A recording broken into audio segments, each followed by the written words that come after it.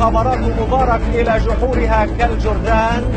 لماذا تتدفق الشعوب العربية على السفارات المصرية للتهنئة بسقوط مبارك وهي تعيش كالعبيد تحت أنظمة أمنية قذرة؟ في خلافاتنا مع مصر كنا نقول إنه مصر الشقيق الأكبر ومصر يجب أن تنهض، لأنه إذا نهضت مصر تنهض الأمة العربية. Egyptians sure loved it last February.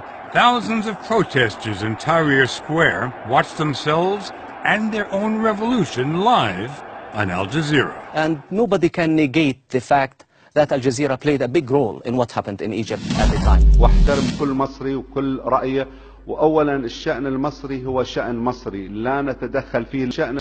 شأن المصري هو شأن مصري لا نتدخل فيه لا من قريب ولا من بعيد. شأن المصري هو شأن مصري لا نتدخل فيه لا من قريب ولا من بعيد. ونحن نتعامل مع حكومات ولا نتعامل مع أشخاص. ثورة تونس وثورة مصر وثورة ليبيا وثورة اليمن وثورة سوريا، ثورات الربيع العربي كلها وقفت معها قطر بإذاعاتها وتلفزيونها وبمالها وبرجالها.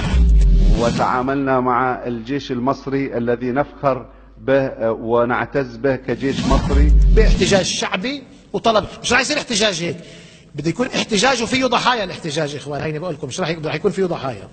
احتجاج شعبي فيه ضحايا يجبر السلطات انها تعمل اصلاح، وتفهم السلطات انه البديل راح يكون انفلات شامل يروح فيه البلد.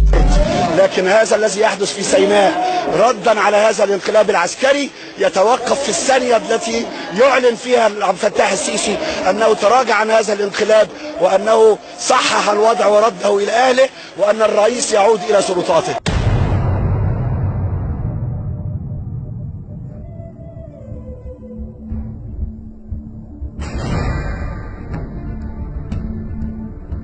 إذا الجماعة رأت أنها في حاجة إلى من يفجر نفسه في الآخرين ويعني يكون هذا أمرا مطلوبا، وتدبر الجماعة كيف يفعل هذا. أي مصر هذه؟